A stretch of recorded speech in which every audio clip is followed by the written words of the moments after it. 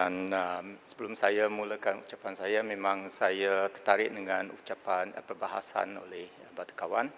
Dan saya juga ingin rakamkan simpati kerana mereka terpaksa gunakan pentas dan juga mic yang sama berkongsi, dan saya harap pihak Parlimen boleh menepati sanitasi antara ahli Parlimen selepas ucapan mereka. Terima kasih sekali lagi kepada Tuan Yang di-Pertua kerana Goping diberi peluang untuk turut bersama dalam perbahasan usul menjunjung kasih kita Diraja Duli Yang Maha Mulia Yang di-Pertuan Agong. Tuan Yang di-Pertua, walaupun ramai ahli Parlimen telah bahas isu COVID-19, tetapi ini merupakan isu yang paling signifikan di negara kita dan di dunia sekarang dan untuk masa setahun dua yang akan datang, sama ada vaksin dapat ditemui ataupun tidak. Pandemik COVID-19 memberi impak kepada segala aspek kehidupan rakyat. Ini bukan setakat krisis kesihatan, tetapi merupakan satu krisis ekonomi dan sosial. Di Malaysia, setakat ini kita telah berjaya memenuhi gelombang pertama yang merupakan kes-kes import daripada Wuhan, China, dan juga gelombang kedua yang berpunca dari kluster Seri Petaling. Tahniah dan terima kasih saya ucapkan kepada kaki tangan Kementerian Kesihatan Malaysia, Angkatan Tentera Malaysia PDRM dan barisan hadapan yang lain atas kejayaan tersebut. Penghargaan juga harus diberikan kepada kesemua rakyat Malaysia yang sanggup berkorban sepanjang Perintah Kawalan Pergerakan. Sebagai ahli Parlimen, walaupun di sebelah Pakatan Harapan, kita bersedia membantu menyebarkan maklumat yang sahih agar rakyat memahami dasar dan tindakan yang diambil. Kefahaman serta kepercayaan dan keyakinan rakyat terhadap dasar kesihatan awam merupakan asas kejayaan kawalan pandemik COVID-19. Saya juga harap kerajaan terus mengamalkan ketulusan sepanjang pandemik COVID-19 ini.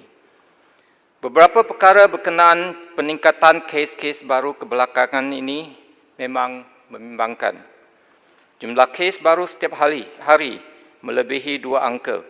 Walaupun semalam 7 kes, tetapi hari ini 39 kes untuk hari ini dengan kadar kebolehjangkitan ataupun R0 melebihi 1, iaitu 1.36.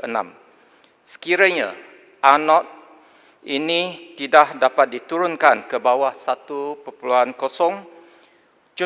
jumlah kes harian akan terus meningkat.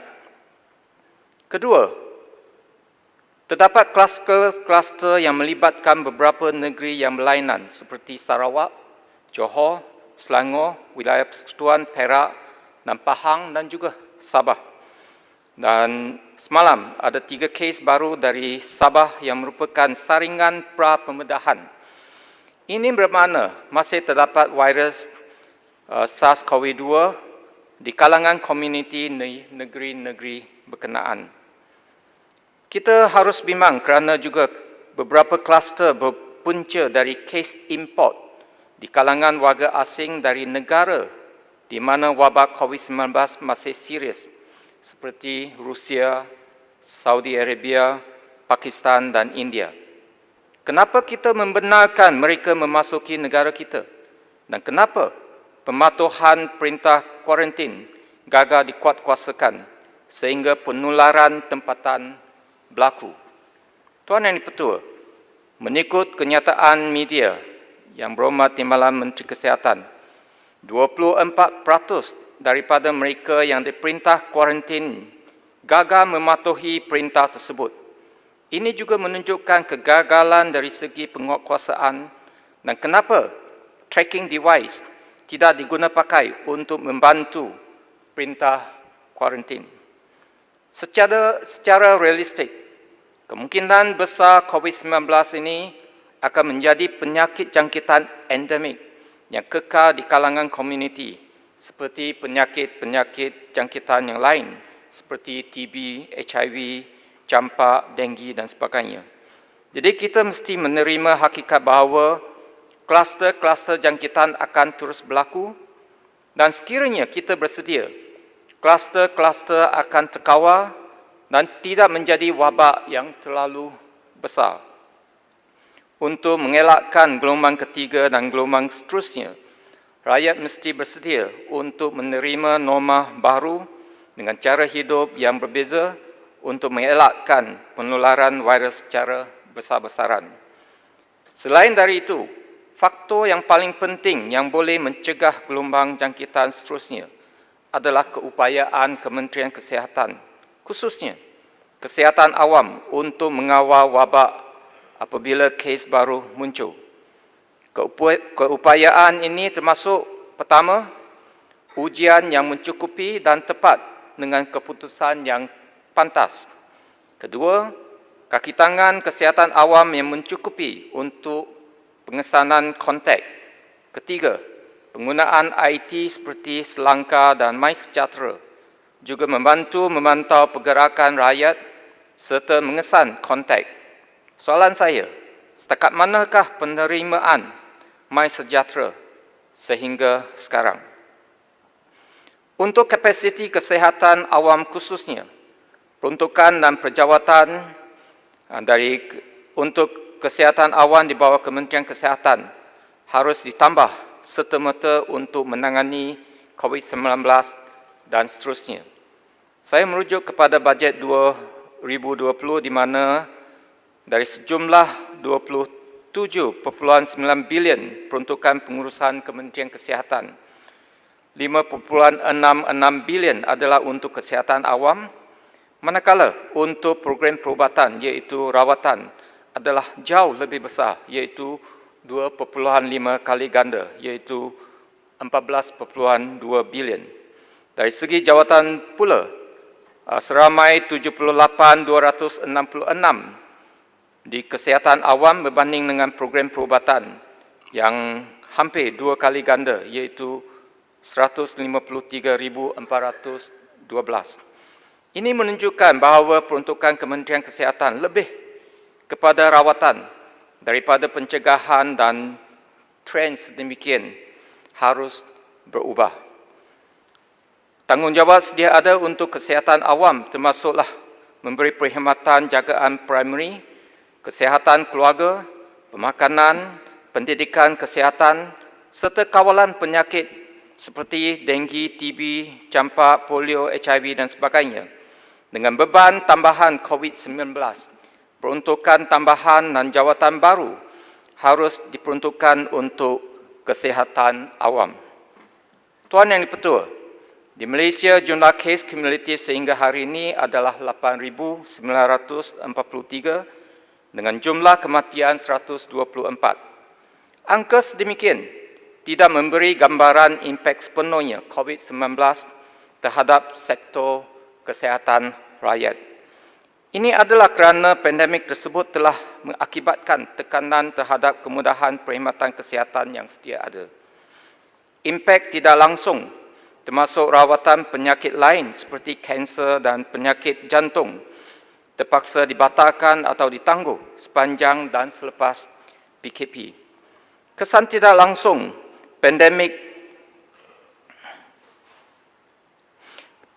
COVID-19 terhadap kesihatan boleh diukur dengan mengambil kira lebihan kes kematian, excess mortality, dengan izin yang bukan penyakit COVID-19 sepanjang pandemik.